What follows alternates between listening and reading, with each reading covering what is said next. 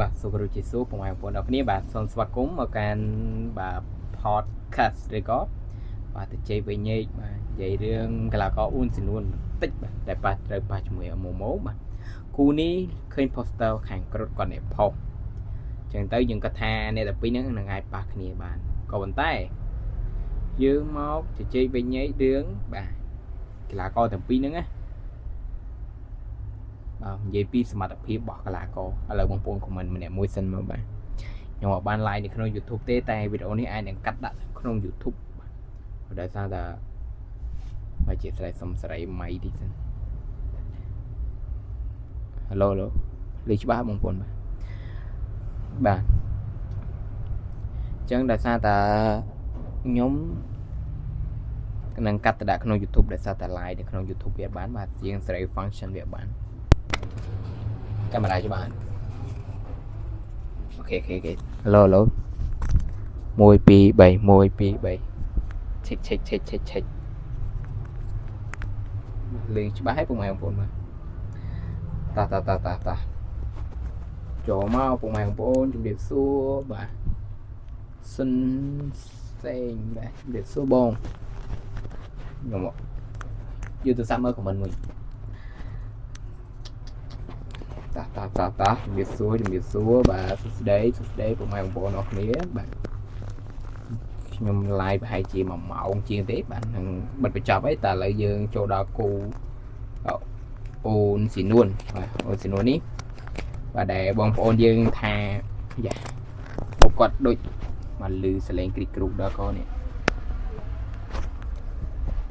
បាទដែលថាមុខគាត់ដូចធឿនតារាណាបងប្អូនយើងបាទអូនស៊ីនួនដែលថាយើងថាមុខគាត់ដូចធឿនតារាហ្នឹងណាបាទតែឥឡូវគាត់មកប៉ះជាមួយអូម៉ូម៉ូបាទឥឡូវយើងនិយាយពីអូនស៊ីនួនសិនអូនស៊ីនួនអពតគាត់គ្រប់គ្រឿងតែគាត់ស្ទើរចិត្តតែបន្តិចទេបាទអូនស៊ីនួនណាបាទស្ទើរចិត្តតែបន្តិចទេក៏ប៉ុន្តែអូនស៊ីនួននេះគឺជាកីឡាករគ្រប់ក្បាច់មានក្បាច់មានក្បោមានតតធាក់កែងជង្គង់មកតតធាក់និយាយទៅមកកាផ្លេអេសរបស់គាត់អញ្ចឹងអារឿងក្បាច់គាត់ស្ទើរតែចិត្តនឹងអាវុធស្រាលតែបន្តិចទេបាទហើយមិនចង់គាត់នេះគាត់ឈ្នះរហូតបាទឥឡូវគេអាចពូកងប៉ះជាមួយនឹងបាទអម៉ូម៉ូបាទឥឡូវយើងនិយាយពីអម៉ូម៉ូនេះគេធ្លាប់ប៉ះសេរីបន្ថងគេធ្លាប់ប៉ះហាន់ពីធ្លាប់ប៉ះ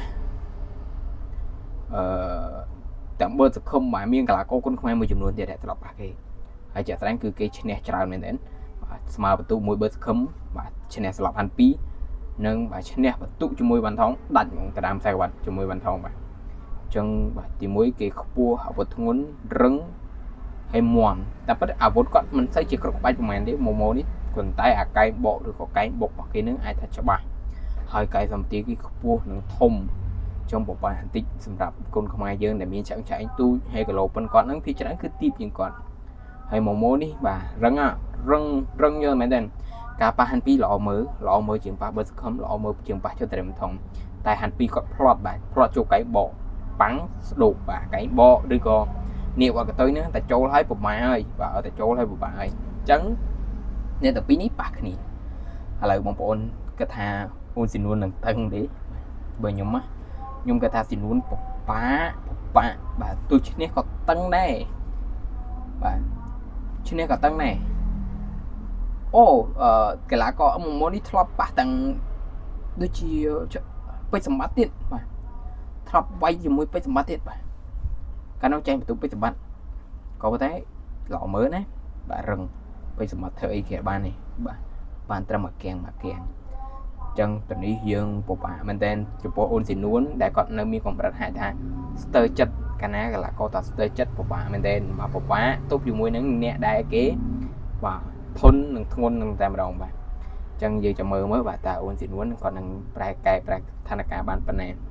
ឡូវថាប៉ះគ្នាមានតែជឿចាំមើលឥឡូវគូគុនខ្មែរគឺប្រកែរៀបចំមែនតើដាក់ឲ្យយើងបតិកាឡាគ្នាគឺខាន់តែចង់មើលដូចជាការប៉ះជាមួយនឹងបាទហាន់ពីប៉ះធុនស៊ីហុងបាទយ៉ាងវ៉ាន់វឿនប៉ះជាមួយយ៉ាស៊ីនបន្តមកផ្លាស់ប្ដូរកីឡាករគ្នាបាទវ៉ាន់វឿនប៉ះជាមួយហាន់ពីយ៉ាស៊ីនប៉ះជាមួយស៊ីហុងបាទបន្តចុងក្រោយគេមកអស់មកបាទអ្នកទាំង3ហ្នឹងគឺត្រូវប៉ះគ្នាម្នាក់ម្ដងបាទយកអ្នកដែលបន្ទុកខ្លាំងទៅប៉ះនេះ ជាមួយនឹងបន្ទុកស្មើគ្នាហ្នឹងវាយយក40បាត់ឬក៏អ្នកបន្ទូលគេបាទឈ្នះបាទលុយឬ40បាត់ទេតែម្ដងអញ្ចឹង